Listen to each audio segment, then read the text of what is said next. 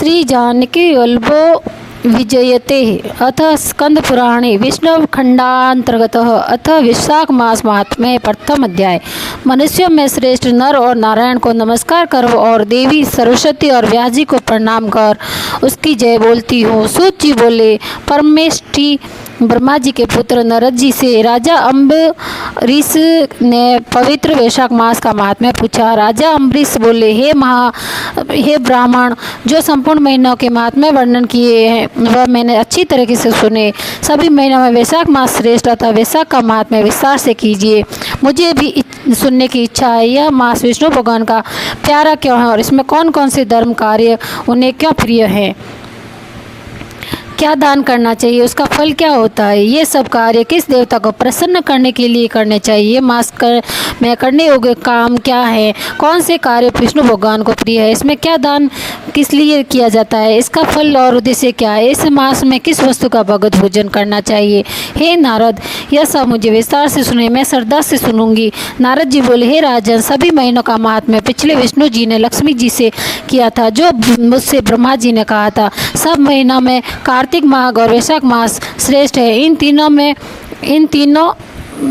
में से भी वैशाख मास सबसे श्रेष्ठ माना जाता है। यह महीना माता के समान सब जीवों को विशिष्ट फल देने वाला होता है। इस महीने में दान, यज्ञ और तप करने से सब पापों का नाश होता है। यह महीना धर्म, कर्म, यज्ञ और तप का सार है। इसका देवताएं भी प्रशंसा करते हैं। इस महाविद्याओं में वेद के विद्या के समान, मंत्रों में प्रवण, वृक्षों में कल्प वृक्ष, गौओं में कामधेनु, नागों में वैशेष नाग और पक्षियों गरुड़ के समान, देवों में विष्णु, वर्णों में ब्राह्मण, प्रिय वस्तुओं में प्राण और मित्रों में भार्या के समान है। नदियों में गंगा के समान, तेजस्वियों में सूर्य स्रोत के चक्र, धातुओं में स्वर्ण, वैष्णवों में शिवजी के समान, रत्न में कौत्सक मणि तो तुल्य धर्म के लिए सबसे उत्तम मास है। इस मास के समान विष्णु भक्ति उत्पन्न करने वाला और कोई महीना नहीं है। मेष की संक्रांति वैशाख मास में सूर्योदय से पहले जो मनुष्य स्नान करता है उससे विष्णु भगवान लक्ष्मी जी की सेहत अत्यंत प्रसन्न होते हैं। जैसे अन्न से सब प्राणी प्रसन्न होते हैं, वैसे ही वैशाख स्नान से निसंदेह विष्णु भगवान प्रसन्न होते हैं। वैशाख स्नान करने वाले मनुष्य और जो उसका अनुमोदन करता है वह भी इन पापों से छूटकर विष्णु लोक जाता है। मेष राशि के से सूर्य में वैशाख मास में प्रातःकाल एक बार भी स्नान कर जो मनुष्य आहिंक करता है वह महापापों से छोड़कर विष्णु लोक पाता है। वैशाख मास में स्नान करने के लिए जो मनुष्य एक पग भी चलता है उसे 10,000 अश्वमेघ यज्ञ करने का फल मिलता है। इसमें संदेह नहीं।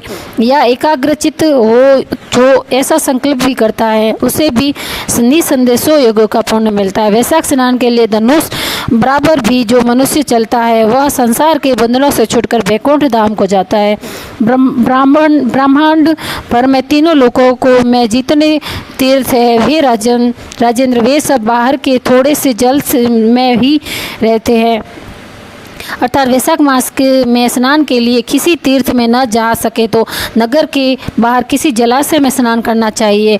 यम की आज्ञा से शास्त्रों में लिखे पाप उसी समय सब गरजते हैं।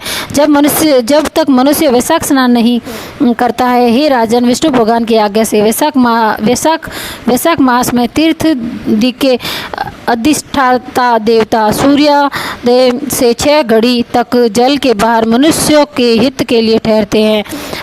हे राजन, उस समय तक भी जो लोग स्नान करने के लिए नहीं आते वे उनको दारुण शाप दे अपने स्थान को चले जाते। इसलिए वैशाख स्नान अवश्य करना चाहिए।